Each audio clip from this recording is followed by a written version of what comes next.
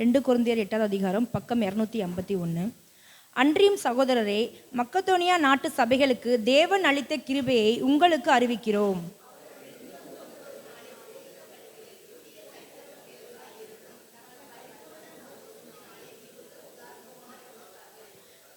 மேலும் அவர்கள் தங்கள் திராணிக்கு தக்கதாகவும் தங்கள் திராணிக்கு மிஞ்சியும் கொடுக்க தாங்களே மனதுள்ளவர்களாய் இருந்தார்கள் என்பதற்கு நான் சாட்சியாயிருக்கிறேன்.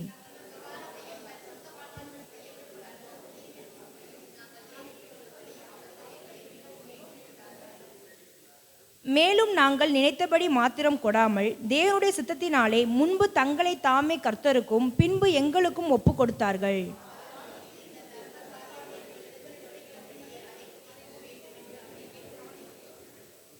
அல்லாமலும் விசுவாசத்திலும் போதிப்பிலும் அறிவிலும் எல்லாவித ஜாக்கிரதையிலும் எங்கள் மேலுள்ள உங்கள் அன்பிலும் மற்றெல்லா காரியங்களிலும் நீங்கள் பெருகி இருக்கிறது போல இந்த தர்ம காரியத்திலும் பெருக வேண்டும்.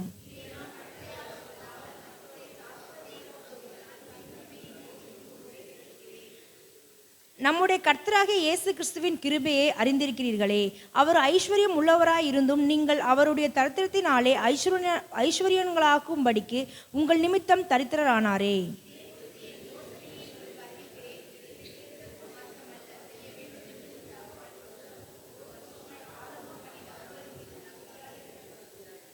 ஆகையால் அதை இப்பொழுது செய்து நிறைவேற்றுங்கள். கொடுக்க வேண்டும் என்கிற விருப்பம் உண்டாயிருந்தது போல உங்களுக்கு உள்ளவைகளை எடுத்து அதை நிறைவேற்றுதலும் உண்டாவதாக.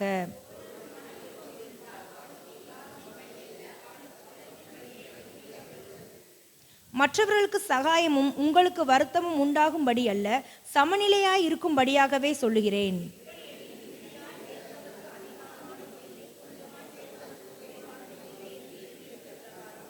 சமநிலை பிரமாணத்தின்படியே அவர்களுடைய செல்வம் உங்கள் வறுமைக்கு உதவும்படிக்கு இக்காலத்திலே உங்களுடைய செல்வம் அவர்களுடைய வறுமைக்கு உதவுவதாக.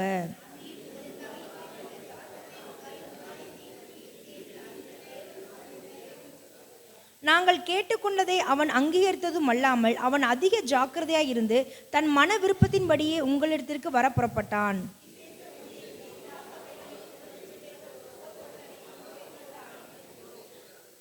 அது மாத்திரமல்ல, கர்த்தருக்கு மகிமை உண்டாக்கவும் உங்கள் மனவிருப்பம் விளங்கவும் எங்கள் ஊழியத்தினாலே சேர்க்கப்படும் தர்ம பணத்தை கொண்டு போகையில் எங்களுக்கு வழித்துணையாய் இருக்கும்படி அவன் சபைகளால் தெரிந்து ஏற்படுத்தப்பட்டவனாய் இருக்கிறான்.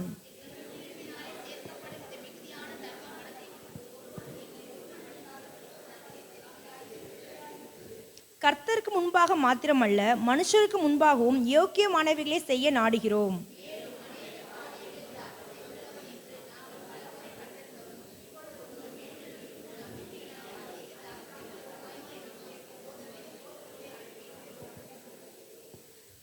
தீத்துவை குறித்து ஒருவன் விசாரித்தால் அவன் எனக்கு கூட்டாளியும் உங்களுக்காக என் உடன் வேலையாளியுமாய் இருக்கிறான் என்று, என் சகோதரனை குறித்து ஒருவன் விசாரித்தால் அவர்கள் சபையினுடைய ஸ்தானாதிபதிகளும் கிறிஸ்துவுக்கு மகிமை உண்டாயிருக்கிறார்கள் என்றும் அறிய கடவன். ஆதலால் உங்கள் அன்பையும் நாங்கள் உங்களை குறித்து சொன்ன புகழ்ச்சியையும் சபைகளுக்கு முன்பாக அவர்களுக்கு திருஷ்டாந்தப்படுத்துங்கள். ஆமென்.